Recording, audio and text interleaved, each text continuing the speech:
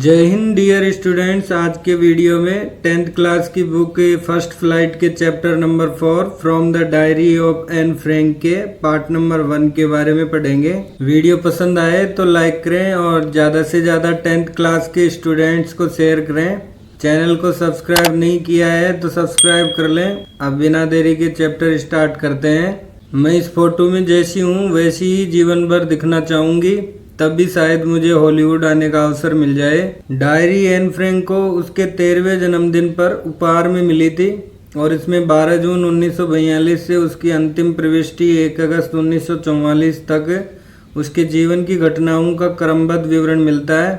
ये मूल रूप से डच भाषा में लिखी गई थी और बाद में अनेक भाषाओं में अनुवादित की गई थी और विश्व में सबसे अधिक पढ़ी जाने वाली पुस्तकों में से एक हो गई। डायरी पर आधारित बहुत सी फिल्में, टेलीविजन कार्यक्रम तथा नाट्य रचनाएं बनी और यहाँ तक कि नृत्य नाटिका भी बनी। डायरी नाजी आधिपत्य में दैनिक जीवन का एक अंतरंग परीक्षण उपलब्ध कराती है और इसी कारण इसे एक परिपक्व अंतर्दृष्टिपूर्ण मस्तिष्क की रचना के रूप में वर्णित किया जाता है।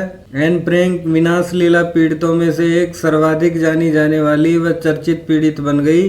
Writing in a diary, diary में लिखना फॉर समवन लाइक मी, मेरे जैसी किसी लड़की के लिए is a really strange experience, वास्तव में एक विचित्र अनुभव है। Not only because I have never written anything before but also because it seems to me that later on neither I nor anyone else will be interested in the musings of a 13-year-old school girl. Not only because, ये केवल इसलिए नहीं है कि I have never written anything before, मैंने कभी इससे पहले कुछ नहीं लिखा है, but also because it seems to me that later on, बल्कि इसलिए भी है क्योंकि मुझे ऐसा प्रतीत होता है कि बाद में neither I nor anyone else, न तो मैं स्वयं और न कोई अन्य व्यक्ति will be interested in the musings of a 13-year-old school girl, 13 वर्ष की विद्यालयी बालिका के चिंतन में रुचि रखेगा। Oh well, ये ठीक है। It doesn't matter, कि इस बात का कोई महत्व नहीं है। I feel like writing, मैं लिखने जैसा महसूस करती हूँ। And I have an even greater need to get all kinds of things off my chest, and I have an even greater need, और मुझे इससे भी अधिक आवश्यकता है, all kinds of things off my chest, कि मैं सभी प्रकार की चिंताओं के बारे में बात करके अपने दिल का बोझ हल्का करूँ। Paper has more patience than people, कागज मानव से अधिक धैर्य रखते हैं। I thought of this saying, मैंने इस कहावत के विषय में on one of those days, उन दिनों में सोचा, when I was feeling a little depressed, जब मैं थोड़ा निराश अनुभव कर रही थी, and was sitting at home with my chin in my hands, और अपने हाथों से अपनी ठोड़ी को पकड़े, बोर्ड एंड लिस्टलेस, वंडरिंग, सोच रही थी कि वेदर टू स्टे इन और गो आउट, घर में अंदर ही रुकी रहूं या बाहर जाऊं। आई फाइनली स्टेड, मैं अंततः वहीं रुकी रही, वेयर आई वॉज, जहाँ मैं थी, ब्रूडिंग, ये चिंतन करते हुए, yes paper does have more patience, हाँ कागज निश्चित ही अधिक धैर्य रखता है, एंड सिंस, और चूंकि, I am not planning to let anyone else, मैं ये योजना नहीं बना रही हूँ कि read this stiff backed notebook, इस सख्त जिल्द वाली पुस्तिका, grandly refer to as a diary, जिसे शान से एक डायरी के रूप में उल्लेखित करते हैं, to let anyone else read, को पढ़ने की अनुमति दूं, unless I should ever find a real friend, जब तक कि मुझे वास्तविक मित्र नहीं मिल जाता, it probably won't make a bit of difference, तब तक इसमें शायद थोड़ा सा भी कोई अंतर नहीं आएगा। Now I am back to the point that prompt me to keep a diary in the first place, I don't have a friend, now I am back to the point, अब मैं वापस उसी बिंदु पर आती हूँ, that जिसने, me मुझे, to keep a diary in the first place, diary को प्रथम स्थान पर रखने के लिए प्रेरित किया। I don't have a friend, मेरे कोई मित्र नहीं है। Let me put it more clearly, मैं इसे और स्पष्ट कर दूँ, since no one will believe, क्योंकि कोई इस बात पर विश्वास नहीं करेगा, दैट की ए 13-year-old गर्ल, एक 13 वर्ष की लड़की, is completely alone in the world, संसार में बिल्कुल अकेली है, एंड आई एम नॉट, और मैं अकेली हूँ भी नहीं। आई हैव लविंग पेरेंट्स, मेरे पास स्नेही माता पिता, एंड ए 16-year-old सिस्टर, और 16 वर्ष की एक बहन है। एंड और देर आर अबाउट 30 पीपल, और लगभग 30 ऐसे व्यक्ति हैं। आई कैन कॉल फ्रेंड्स, जिन्हें मैं अपना मित्र कह सकती हूँ। आई हैव ए फैमिली, मेरा एक परिवार है। लविंग आंट्स, स्नेही चाचियां हैं। एंड ए गुड होम, और एक अच्छा घर है। नो नहीं, ऑन द सरफेस, ऊपरी तौर पर। I seem to have everything, ऐसा लगता है कि मेरे पास सब कुछ है। Except my one true friend, सिवाय एक सच्चे मित्र के। All I think about when I am with friends in having a good time. When I am with friends, जब मैं अपने मित्रों के साथ होती हूँ। Is having a good time, तो केवल मौज मस्ती के बारे में। ऑल आई थिंक, मैं सोचती हूँ। I can't bring myself to talk about anything but ordinary everyday things. I but ordinary everyday things, मैं दैनिक साधारण चीज़ों के सिवा। Can't bring myself to talk about anything, और कुछ नहीं सोचती हूँ। We don't seem to be able to get any closer, हम और आत्मीय होते नहीं दिखते। एंड दैट्स द प्रॉब्लम, और यही समस्या है। Maybe it's my fault, शायद ये मेरा दोष हो। दैट की we don't confide in each other, कि हम एक दूसरे को अपनी गोपनीय बातें नहीं बताते हैं। इन एनी केस, किसी भी परिस्थिति में। That's just how things are, स्थितियाँ ऐसी ही हैं जैसी हैं। एंड अनफॉर्चुनेटली, और दुर्भाग्य से, they are not liable to change, वे बदलने वाली नहीं है। This is why I have started the diary, इसी कारण से मैंने डायरी लिखना आरंभ की है। To enhance the image of this long awaited friend in my imagination. This long awaited friend, लंबे समय से प्रतीक्षारत इस मित्र की। To enhance the image in my imagination, छवि मेरी कल्पना में बढ़ाने के लिए। I don't want to jot down the facts in this diary. I the facts in this diary, मैं इस डायरी में तथ्यों को। Don't want to jot down, लिखना नहीं चाहूँगी। The way most people would do, जैसे कि अधिकतर लोग करते हैं। बट बल्कि, I want the diary to be my friend, मैं चाहती हूँ कि डायरी मेरी मित्र बने।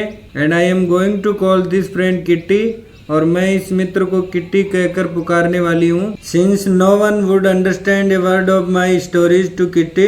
सिंस, चूंकि, one my stories to Kitty, कोई भी किट्टी में लिखी मेरी कहानी का। No would understand a word, एक भी शब्द नहीं समझ पाता। इफ, यदि, I were to plunge right in, मैं इसे ठीक हड़बड़ी में लिखना आरंभ कर देती।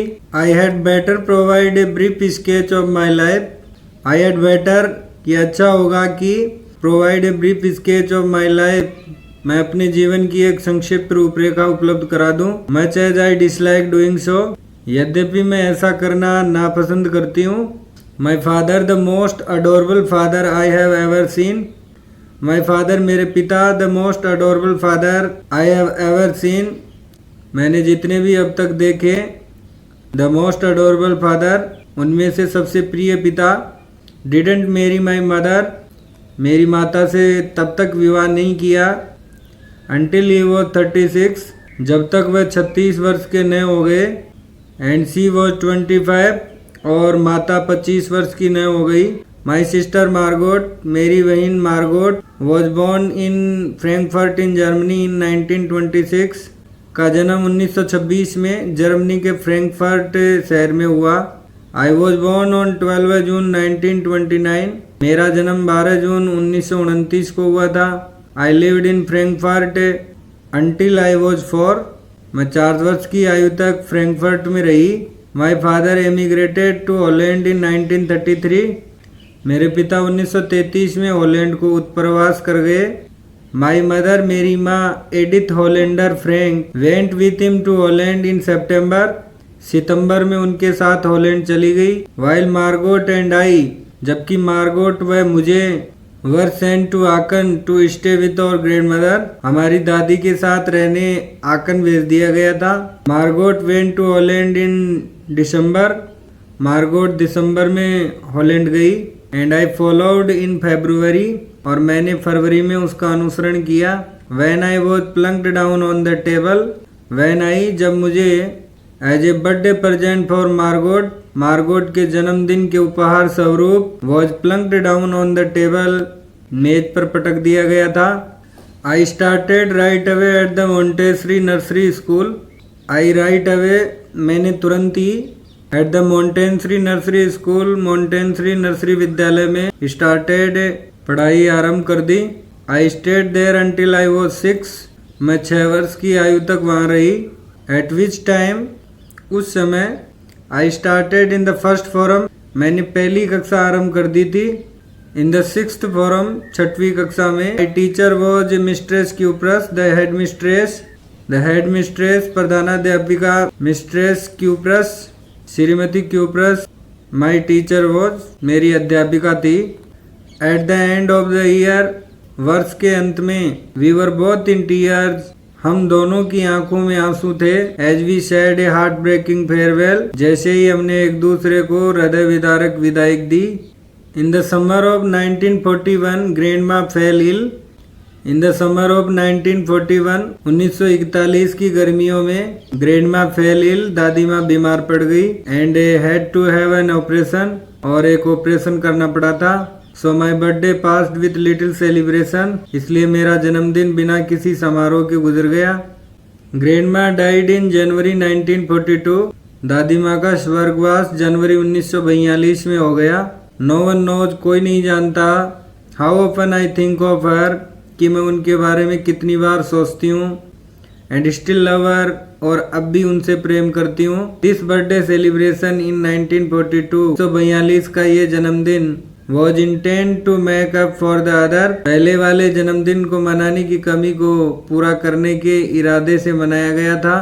And grandma's candle was lit along with the rest, and और ग्रैंडमाज कैंडल विद द रेस्ट, अन्य मोमबत्तियों के साथ दादी माँ की मोमबत्ती वॉज लिट अलोंग, जलाई गई थी. The 4 of us are still doing well, हम चारों अभी भी ठीक ठाक हैं. And that brings me to the present date of 20 June 1942. And that brings me to the present date, तथा इसके साथ ही मैं आज के दिनांक ऑफ 20 जून 1942, 20 जून 1942 पर आती हूँ. And the solemn dedication of my diary, और अपनी डायरी के प्रति निष्ठापूर्ण समर्पण पर आती हूँ. उम्मीद है स्टूडेंट्स आपको चैप्टर समझ में आया होगा. यदि आया है तो लाइक शेयर करें. मिलते हैं नेक्स्ट वीडियो में इसी चैप्टर के पार्ट नंबर 2 के साथ. जय हिंद.